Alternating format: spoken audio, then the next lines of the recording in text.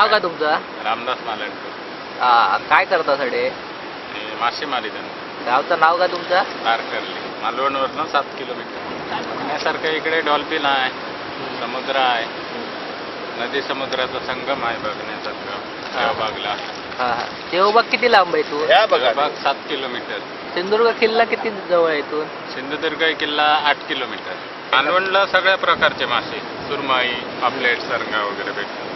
मग तुम्ही चारही आता बाजून मासे येतात ना मालवणला.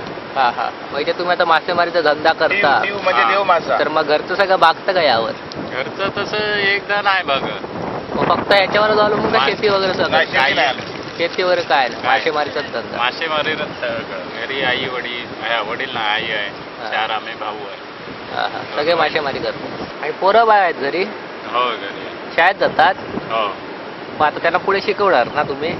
आता बघूया, जोपर्यंत व्यवस्थित धंदा चाललेल तोपर्यंत शिकवणार. नाही तर काय, आता सध्या काय नोकरीचं हे नाही ना. नोकरी तर नाही आता सध्या मिळत. 10वी 12वी पर्यंत शिकवून नंतर काय आपला काय ह्या बिझनेस आहे. कोकणात पर्यटक जर वाढले तर म्हणजे ह्या जसं आता जातात असं या मरीन पार्क वगैरे हे काय काय मग हे आमच्या पोटारच पाय आहेत ना.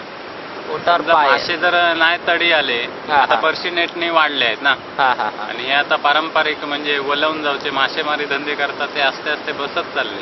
म्हणजे आतमध्ये जो मासो बाहेरल्या बाहेरच बऱ्याच पटीने नेतात, तो तडीक येणार नाही ना. पूर्वी कसं जाय मासा वगैरे एकदम किनाऱ्या जवळ आहे, त्यामुळे पारंपरिक हे जे रापण मारी आहेत ते व्यवस्थित धंदा वगैरे चालेल. आता काय तसा धंदा वगैरे काय चालत नाही ना.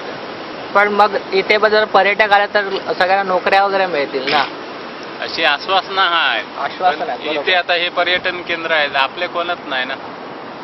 सरकार काय करत नाही, सरकार कायच नाही लबाडी करत. करतं. आणि याच्या नंतरही करणार नाही. फक्त आता समजा इकडे जरी मोठं झालं पर्यटन केंद्र तरी आश्वासना देणार, तुमच्या गावातल्यांना आम्ही लावणार, गावातल्यांना लावणार, पण ते नंतर बाहेरल्यांना चाडून लावतात ना.